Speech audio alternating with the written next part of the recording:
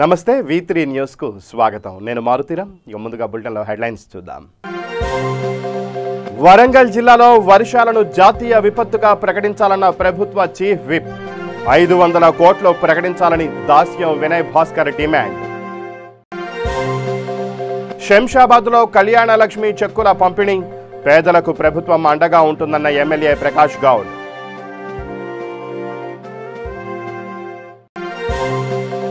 విజయనగరం జిల్లాలో అక్రమ గుట్కా తరలింపు. 2.5 లక్షల విలువ గల గుట్కా స్వాధీనం. వాహనం సీజ్. రాజేంద్రనగర్లో ప్రభుత్వ స్థలాల కబ్జాకు యత్నం. రంగంలోకి దిగిన అధికారులు చర్యలు తీసుకుంటామని హెచ్చరిక.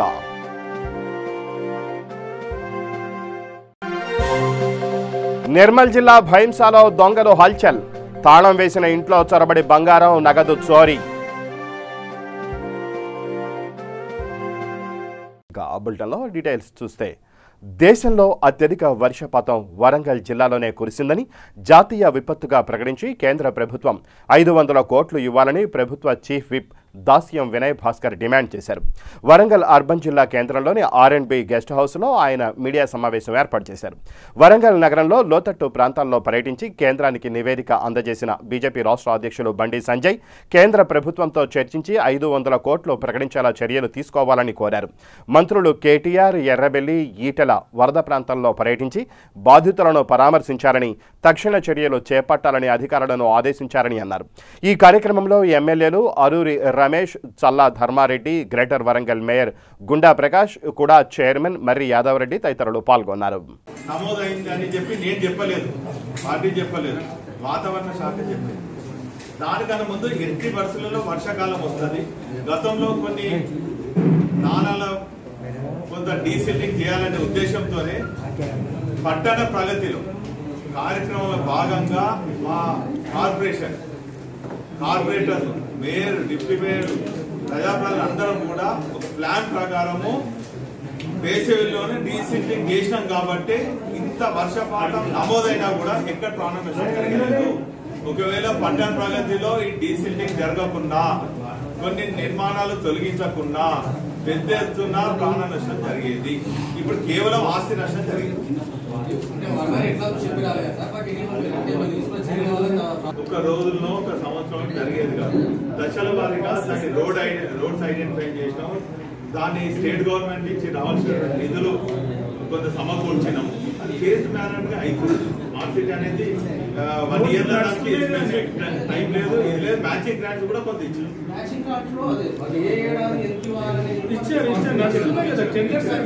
టెండర్స్ అయినాయి, కొంత వర్క్స్ ఎగ్జిక్యూషన్ లో ఆలస్యమైంది. ఇది అదే కదా, బండి అదే కదా. స్మార్ట్ సిటీ రోడ్స్ అవుతున్నాయి కదా. మ్యాచింగ్ గ్రాంట్స్ 130 ఇలా 65, 40 దానికి. DCCB బ్యాంక్ పదవీ కాలం 5 సంవత్సరాల కోసం రాఘవరెడ్డి గారిని ఎన్నుకున్నారు. 5 సంవత్సరాలు కాకముందుకే దిగిపోవడానికి గల కారణాలు ఇందాక గౌరవ పెద్దలు రవీంద్రరావు గారు చెప్పారు. దాన్ని ఎవరో దించితేనో ఎవరో తీసేస్తేనే కాదు, సొసైటీ చట్టంలోనే, సొసైటీ బైలాలోనే మరి చైర్మన్ గారు వారి సభ్యులు చేసే కార్యక్రమాలు, విధి విధానాలు ఆ బైలాలోనే ఉంటాయి. దానికి విరుద్ధంగా చేసింది కాబట్టి ఆ సొసైటీ పరిధిలో ఉన్న చట్టమే దీన్ని తొలగించింది. దానికి దయాకర్ రావు గారు బాధ్యులని గెలవలేక ఏదో మధ్యలో అన్నట్టు అనవసరంగా ప్రతిసారి ఒక ఉన్నతమైన వ్యక్తిని విమర్శిస్తే మరి సూర్యుని మీద ఉమ్మేసినట్టు అవుతుందని ఈ సందర్భంగా నేను తెలియజేస్తాను. ఎందుకంటే దయాకర్ రావు గారి రాజకీయ చరిత్ర, అతని నీతి నియమాలు ఇప్పుడు కాదు, నీకంటే ముందు 1900 రాజకీయ జీవితం ప్రస్థానం మొదలై నేటి పంచాయతీరాజ్ శాఖ మంత్రి వరకు 6 పర్యాయాలు ఎమ్మెల్యేగా, 1 పర్యాయం ఎంపీగా, మరి జిల్లా పార్టీ అధ్యక్షుడిగా మరి కార్యకర్తలు కాపాడుకుంటూ ప్రజాసేవలో ఉన్నాడు కాబట్టి ఈరోజు మరి దయాకర్ రావు గారికి ప్రజల మధ్యలో ఆదరణ ఉన్నది. కరోనా కారణంగా ఆదాయం లేకపోయినా రాష్ట్ర ప్రభుత్వం పేదలకు సంక్షేమ పథకాలు మంజూరు చేస్తోందని రాజేంద్రనగర్ ఎమ్మెల్యే ప్రకాష్ గౌడ్ అన్నారు. శంషాబాద్లో లబ్ధిదారులకు ఎమ్మెల్యే కళ్యాణలక్ష్మి చెక్కులను పంపిణీ చేశారు. అనంతరం ఆయన మాట్లాడుతూ రాష్ట్రంలోని పేద కుటుంబాలకు ప్రభుత్వం అండగా ఉంటుందని అన్నారు. ఈ కార్యక్రమంలో ZPTC Neerati Tanviraju, MPP Jayamma Srinivas, municipal chairperson Kolan Sushma Reddy, vice chairman Bandi Gopal Yadav తదితరులు పాల్గొన్నారు. తెలంగాణ ప్రభుత్వం వచ్చినాక మీరు అందరూ చూస్తున్నారు. ఎవరు కూడా ఊహించండి ఇలా మనకు 25,000 నుంచి వచ్చిందంటే మన ముఖ్యమంత్రి గారిని అందరూ కూడా అభినందించాల్సిన అవసరం మనకు. బిడ్డ పెళ్లి పెట్టుకున్నామంటే ఒక పక్కింటి అయినో ఒక సాగుకారినో అడిగితే ₹1,00,000 తీసుకుంటే ₹3 మించి ఇస్తావా, ₹5 మించి ఇస్తావా అనేవారు.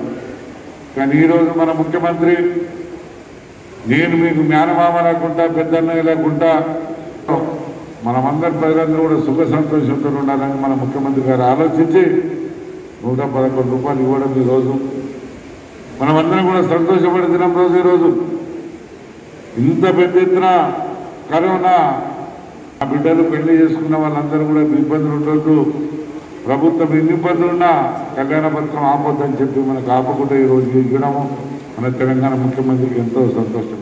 విజయనగరం జిల్లా సాలూరు పోలీసులు భారీగా గుట్కాను పట్టుకున్నారు. అక్రమంగా గుట్కాను తరలిస్తున్నారన్న సమాచారంతో రంగంలోకి దిగిన పోలీసులు 2.5 లక్షల గుట్కాను స్వాధీనం చేసుకున్నారు. శ్రీకాకుళం జిల్లాకు చెందిన వ్యక్తి వీటిని తరలిస్తున్నట్లుగా అధికారులు గుర్తించారు. గుట్కాతో పాటుగా వాహనాన్ని సీజ్ చేసి విచారణ కొనసాగిస్తున్నారు. ఈరోజు మాకు గుట్కా గురించి రాబడిన సమాచారం మేరకు మధ్యవర్తుల సమక్షంలో వెహికల్ చెకింగ్ నిర్వహిస్తుండగా ఒక వెహికల్ వచ్చిందండి. బొలెరో వెహికల్ వచ్చింది. మాకు అనుమానం వచ్చి ఆ వెహికల్ చెక్ చేయగా అందులో ₹2,55,100 విలువ గల కైను గుట్కాలు దొరికాయి. ఆ వ్యక్తిని మరియు ఆ గుట్కాను సీజ్ చేసి పోలీస్ స్టేషన్ తీసుకురావడం జరిగింది. ఇందులో ఆ బొలెరో వెహికల్ కూడా సీజ్ చేయడం జరిగింది. ఆ వ్యక్తి శ్రీకాకుళం సంబంధించిన వ్యక్తి ఉన్నాడు. దీని గురించి ఫర్దర్గా ఇంకా వివరాలు తెలియస్తుంది. Thank you. రాజేంద్రనగర్ మండలం అత్తాపూర్, హైదర్గూడలో ఎంఆర్ఓ చంద్రశేఖర్ పర్యటించారు. ప్రభుత్వ స్థలాల్లో కొందరు కబ్జాదారులు కట్టడాలు చేపడుతున్నారన్న సమాచారంతో అధికారులు తనిఖీలు నిర్వహించారు. ప్రభుత్వ స్థలాలను ఆక్రమిస్తే కఠిన చర్యలు తప్పవని, చట్టరీత్యా చర్యలు తీసుకుంటామని ఎంఆర్ఓ హెచ్చరించారు. ఎంక్రోచ్మెంట్స్ అవుతున్నాయనే ఉద్దేశంతో చాలా కంప్లైంట్స్ వచ్చాయి. అదేవిధంగా ఇవాళ అత్తాపూరు, హైదర్గూడ, ఉప్పర్పల్లి ఈ ప్రాంతాలంతా కూడా సందర్శించడం జరిగింది. సో కొన్ని వాస్తవం కూడా మూసీ రివర్ కానివ్వండి, లేకపోతే ఈసా రివర్లో కూడా కొన్ని ఎంక్రోచ్మెంట్స్ అనేవి వస్తున్నాయి. అంటే మట్టి కూడా పొడుస్తున్నారు అనేది మా దృష్టికి వచ్చింది. పర్సనల్ కూడా చూసాం. దాని మీద తప్పకుండా లీగల్గా ఏం యాక్షన్ తీసుకోవాలని తప్పకుండా తీసుకుంటాం. ఒక్కటేమో లేఅవుట్, అది మరి జిహెచ్ఎంసీ వాళ్ళే లేఅవుట్ కూడా శాంక్షన్ ఉంది, వాళ్ళ దగ్గర ఇరిగేషన్ క్లియరెన్స్ కూడా ఉంది. కాకపోతే లేఅవుట్లో 100 ఫీట్ రోడ్ అనేది ఉంది. ఆ రోడ్ అనేది ఈసా రివర్లో పూడ్చి రోడ్ చేయాలనే ఉద్దేశం ఉన్నట్టుంది. సో దాన్ని ఇమీడియట్గా కూడా పని ఆపడం అనేది జరుగుతుంది. ఇక్కడ ఎవరు పూడుస్తున్నారు అనేది మన దృష్టికి కూడా వచ్చింది. ఇది కూడా తప్పకుండా వాళ్ళపై ఎట్లాంటి చర్యలు తీసుకుంటారు సార్? మా పరిధిలో ఏదైతే చేయాల్సి వస్తుందో తప్పకుండా తీసుకుంటాం. కొన్ని బిల్డింగ్స్ కూడా కట్టారు. ఒకటి మసీద్లో కూడా అత్తాపూర్లో కట్టడం అనేది జరిగింది. ప్రాక్టికల్గా చూస్తాం. అవన్నిటి కూడా మనం అఫీషియల్గా ఎంక్రోచ్మెంట్ యాక్ట్ కింద నోటీస్ ఇచ్చిన తర్వాతనే తీసుకోవడానికి చర్య తీసుకుంటాం. కలెక్టర్ గారి దృష్టి కూడా తీసుకుంటాం. నిర్మల్ జిల్లా భైంసా మండలం సిద్దూరు గ్రామంలో దొంగలు రెచ్చిపోయారు. తల్లి మృతి చెందడంతో ఊరికి వెళ్లిన జనార్దన్ ఇంట్లో చొరబడి 15,000 నగదు, 2 తులాల బంగారం, 15 తులాల వెండి అపహరించారు. బాధితుల ఫిర్యాదు మేరకు పోలీసులు, డాగ్ స్క్వాడ్, క్లూస్ టీం వచ్చి ఆధారాలు సేకరించారు. ఈ మేరకు కేసు నమోదు చేసుకుని దర్యాప్తు చేస్తున్నట్లు ఎస్ఐ పున్నం చందర్ తెలిపారు. పోయిన శనివారం వీళ్ళ అమ్మ పాపం జనార్దన్ వాళ్ళ అమ్మ చనిపోవడం జరిగింది. ముగ్గురు అన్నదమ్ములు. దాంట్లో చిన్న తమ్ముడి దగ్గర తల్లి ఉంటుంది కాబట్టి ముట్టు కూడా తాళం వేసేసి పక్కనే పడినారు వాళ్ళ తమ్ముడి ఇంట్లో. రాత్రి వీళ్ళు 7:30 ప్రాంతంలో లాక్ వేసేసి అందరు వెళ్ళిపోయినారు పడుకోవడానికి. అయితే రాత్రి వేళల్లో ఈ జనార్దన్ అనే వాళ్ళ ఇంటి దొంగతనం జరిగింది. ఇంట్లో సుమారు 2 తులాల బంగారి, నగదు 15,000, 15 తులాల వెండి దొంగతనం జరిగింది. అదేవిధంగా పక్క అంటే 2-3 ఇళ్ళ పక్కన దుపేకర్ కమలాబాయి అని ఆమె ఇంట్లో ఎవ్వరు లేరు. ఆమె నిజామాబాద్ ఉంటుంది కాబట్టి ఇక్కడ వ్యవసాయం ఉన్నది. వచ్చినప్పుడు ఇక్కడ కూడా ఉంటుంది, అక్కడ కూడా ఉంటుంది. ఆమె వాళ్ళ ఇంట్లో కూడా తాళం కొట్టి డబ్బాలు, పప్పులు, ఉప్పులు అన్ని డబ్బాలు తీయడం జరిగింది. జనార్దన్ అతను పొద్దున వచ్చిండు 6:30కి. ఇక్కడ చూసేసరికి తాళం పగిలింది ఉండే. మళ్ళా డోర్ తీసింది. మిగతాది ఏం ముట్టుకోకుండా నాకు ఎంబడే కాల్ చేసింది. పిలిపిస్తే ఎంబడే పోయి ఏం ముట్టకండి అని చెప్పి నేను జనార్దనం తీసుకొని పోలీస్ స్టేషన్ ఎంబడే వెళ్ళడం జరిగింది. ఎస్ఐకి వివరించాం. ఎంబడే పోలీసు ల్యాబ్ తర్వాత డాక్టర్ తెప్పించారు. ఇప్పుడు అదే నడుస్తున్నది. ఇప్పుడు పర్యవేక్షణలో టోటల్ స్కాన్ చేస్తున్నారు ఇంటిని. ఎవడైనా కానీ దొంగతనం చేసిన సహకరించే అవసరం లేదు. ఎంత పెద్దవాడైనా చిన్నవాడైనా కఠినంగా శిక్షించేంత వరకు, పట్టుకునేంత వరకు డిపార్ట్మెంట్ కూడా సహకారం చేస్తారని చెప్పి చేస్తే కనుక తప్పకుండా వాళ్ళని తొందరనే పట్టుకునే విధంగా అందరి సహకారం శిక్ష పడేటట్టు కూడా చేస్తారు. వినాయక నవరాత్రులను పురస్కరించుకొని మైలారు దేవుపల్లి డివిజన్ వినాయక నగర్ బస్తీలో శ్రీ సిద్ధి Vinayaka friends youth association Vinayaka Nagar colony Ganesh ఆధ్వర్యంలో ఏర్పాటు చేసిన పూజా కార్యక్రమంలో టీఆర్ఎస్ నేతలు మాజీ కార్పొరేటర్ ప్రేమ్దాస్ గౌడ్, డివిజన్ అధ్యక్షులు ప్రేమ్ గౌడ్, రాము గౌడ్ పాల్గొన్నారు. వినాయకునికి ప్రత్యేక పూజలు చేశారు. ప్రజలందరూ సుఖశాంతులతో ఉండాలని విఘ్నేశ్వరుణ్ణి వేడుకున్నట్లుగా వారు తెలిపారు. జూబ్లీహిల్స్ నియోజకవర్గం బోరబండ డివిజన్లో రోడ్డు విస్తరణ పనుల్లో ఇళ్లు కోల్పోయిన 41 మందికి చెక్కులను అందజేశారు ఎమ్మెల్యే మాగంటి గోపీనాథ్. ఈ కార్యక్రమంలో deputy mayor Baba Fasiuddin, GHMC deputy commissioner DC Ramesh, town planning ACP Hari, అధికారులు తదితరులు పాల్గొన్నారు. ఈ కమిటీ హాల్స్ కానీ ఫంక్షన్ హాల్స్ కానీ అనేక అభివృద్ధి కార్యక్రమాలు అన్నీ కూడా బోరబండ జరిగింది. మరి బోరబండ చౌరస్తా పంకా చౌరస్తా ఇదివరకు ఎట్లా ఉంది, ఇప్పుడు ఎట్లా ఉంది? గతంలో అసలు ఇక్కడ రావాలంటే ఇబ్బంది పడేవాడు. ఇప్పుడు బ్రహ్మాండంగా సీపీ రోడ్లు వేసి నిన్న జిమ్ కూడా ఇనాగ్రేషన్ చేస్తూ జరిగింది. ఆఖరి దాన్ని కూడా చూపిస్తున్నారు. ఏం చెప్పాలి ఇంకా? అదే జిమ్ మన ఇంటి గురించి చేసేది. మేమేంటంటే ధైర్యం ఇవ్వాలి ప్రజలకు. టోటల్గా ఇప్పుడు దాకా 98 చెక్కులు ఇచ్చారు. ఇప్పుడు 98 చెక్కులకి 7 కోట్ల చిల్లర 7.7 కోట్ల 50 లక్షలు ఎంతో పేమెంట్ కూడా అందరికి ఇవ్వడం జరిగింది. అది తక్కువ మాకు తెలుసు. ఎందుకంటే కొన్ని టెక్నికల్ ప్రాబ్లం అయింది. వాళ్ళందరూ కూడా మేము ఆదుకుంటాం. వాళ్ళకి ఏ పని వచ్చినా, ఏ అవసరం వచ్చినా ఇప్పుడు డిప్యూటీ మేయర్ గారు అన్నారు, వాళ్ళు మనం ఆదుకోవాలి. ఎందుకంటే స్వచ్ఛందంగా వచ్చి మీరు వాళ్ళ ప్రజల కోసం మీరు మీ ఉన్న ఆస్తుల్ని మరి రోడ్డు బయట గురించి ఇచ్చారు. మీ సేవల్ని మేము మర్చిపోం. ఇట్లా రోడ్ బైండింగ్ ఇచ్చిన అందరినీ వాళ్ళ సేవలు ఎప్పుడు గుర్తుపెట్టుకుంటాం. వాళ్ళకి ఫ్యూచర్లో ఏ ప్రాబ్లం వచ్చినా అది వాళ్ళ పని చేసే బాధ్యత మాది. స్థానిక కార్పొరేటర్ బాబు ప్రెసిడెంట్ గారు కానీ నేను కానీ వీళ్ళందరూ కూడా ఏ అవసరం వచ్చినా చేయాలి. ఎందుకంటే జనరల్గా ఇక్కడ కూడా కొన్ని అపోజిషన్ పార్టీలు వచ్చి మీరు అంత అడగండి.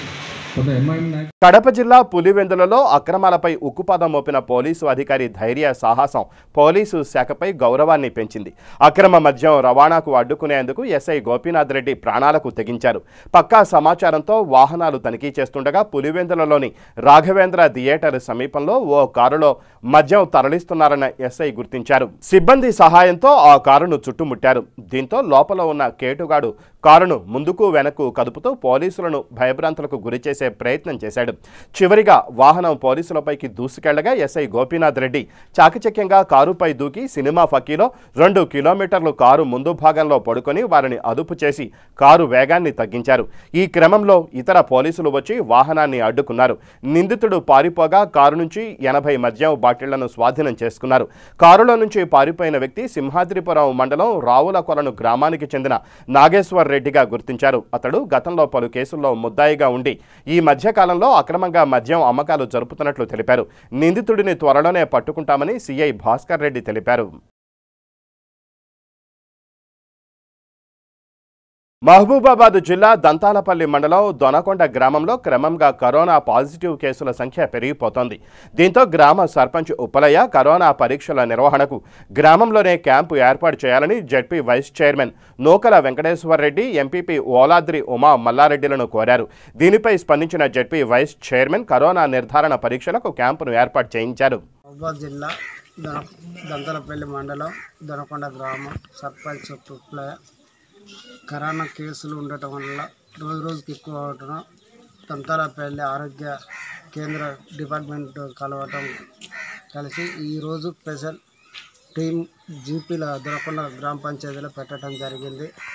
కరోనా అన్ని జీపీలో ఉన్న వ్యక్తులకు అందరికీ చేపట్టడం జరుగుతుంది.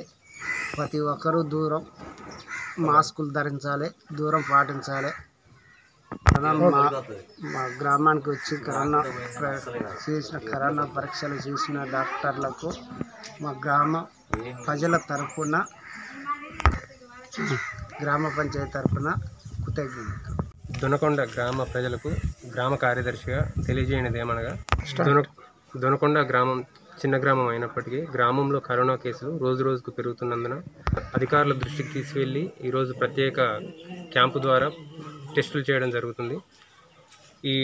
ఈ గ్రామంలో ప్రజలు సామాజిక దూరం పాటించకపోవడం, మాస్కులు ధరించకుండా తిరగడం, వ్యక్తులు చాలా దగ్గరగా కలిసి ఉండడం, కరోనా వ్యాప్తి ఉన్నంతకాలం ప్రజలు ఖచ్చితంగా సామాజిక దూరాన్ని పాటించాలని గ్రామ పంచాయతీ తరఫున ప్రతి ఒక్కరికి తెలియజేస్తుంది. తెలంగాణలో దళిత, గిరిజన, అణగారిన వర్గాల వారి భూములను తెలంగాణ ప్రభుత్వం అభివృద్ధి పేరుతో స్వాధీనపరుచుకుంటుందని నల్గొండ జిల్లా పెద్దపోర మండల ఎంఆర్పీఎస్ నాయకులు ఆరోపించారు.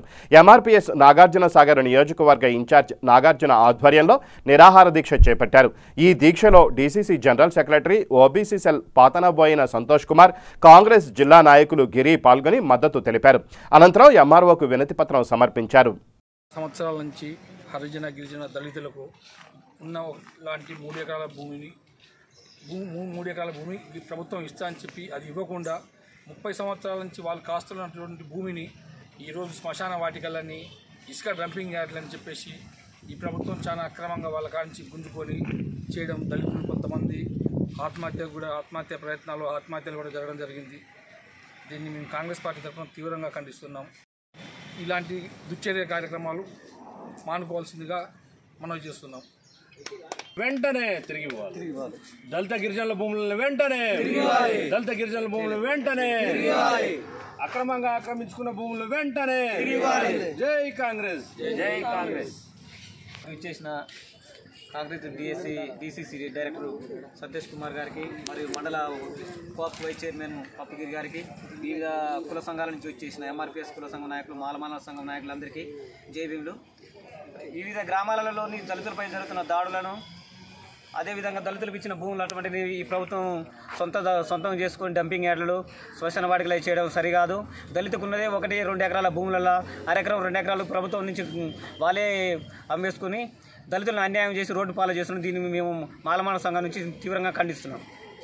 జై భీమ్, జై భీమ్. కరోనా నేపథ్యంలో యువకులు, బాలురు ఆన్లైన్ గేమ్స్కే పరిమితమైన నేపథ్యంలో ఆదిలాబాద్ జిల్లాలోని గుడిహత్నూర్ మండల కేంద్రానికి చెందిన నౌమాన్ ఖాన్ అనే 9వ తరగతి విద్యార్థి తన సృజనాత్మకతతో కేవలం 15,000 రూపాయల ఖర్చుతో బ్యాటరీతో నడిచే వాహనాన్ని తయారు చేశాడు. పెట్రోల్, డీజిల్ అవసరం లేకుండా 1 గంట కరెంటు ఛార్జింగ్తో 50 కిలోమీటర్లు ప్రయాణించే వాహనం తయారు చేశాడు. వాతావరణ కాలుష్యం లేకుండా ప్రయాణించే బైక్ తయారు చేసి అందరి ప్రశంసలు పొందుతున్నాడు. इससे पोल्यूशन नहीं होता, कुछ भी नहीं होता। और आप पॉकेट मनी से आप पेट्रोल डाल देना, पेट्रोल भी डालने की जरूरत नहीं है, घर के चार्जिंग से चलाना। और क्या से इससे पोल्यूशन नहीं है, कुछ किसी को हार्म नहीं है, कुछ नहीं है, बस घर में चार्जिंग करें और चलाए।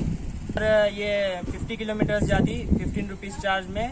और बनाने के लिए जो मोटर है इसे बढ़ा डालेंगे ना हम तो 100 किलोमीटर पर आवर जाती।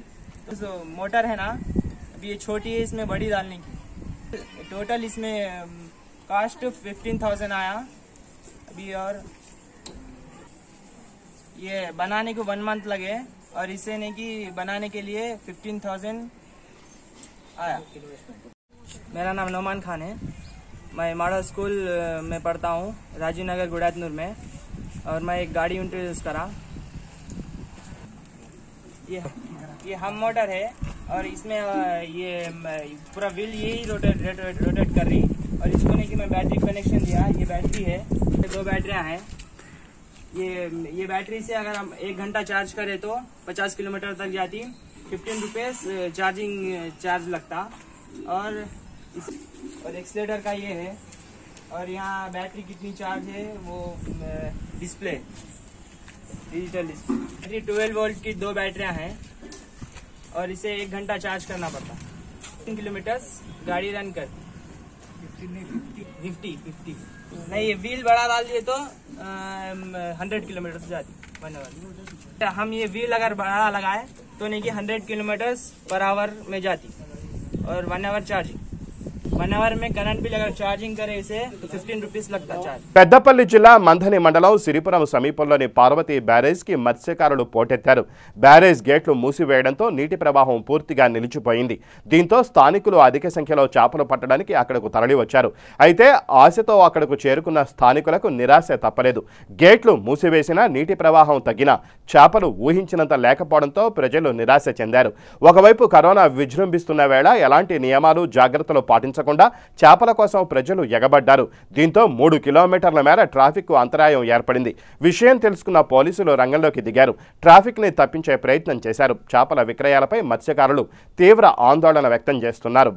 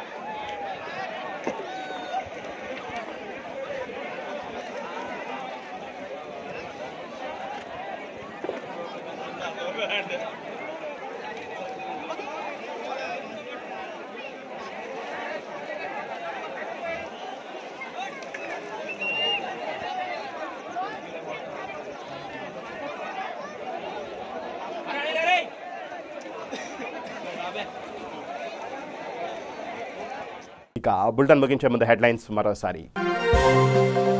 వరంగల్ జిల్లాలో వర్షాలను జాతీయ విపత్తుగా ప్రకటించాలన్న ప్రభుత్వ చీఫ్ విప్. 500 కోట్లు ప్రకటించాలని దాస్యం వినయ్ భాస్కర్ డిమాండ్. శంషాబాద్లో కళ్యాణ లక్ష్మి చెక్కుల పంపిణీ. పేదలకు ప్రభుత్వం అండగా ఉంటుందన్న ఎమ్మెల్యే ప్రకాష్ గౌడ్.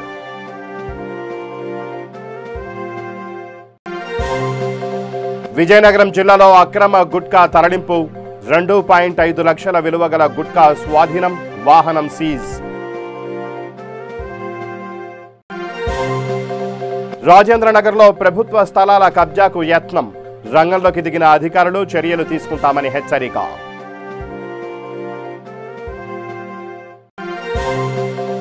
నిర్మల్ జిల్లా భైంసాలో దొంగలు హల్చల్. తాళం వేసిన ఇంట్లో చొరబడి బంగారం, నగదు చోరీ.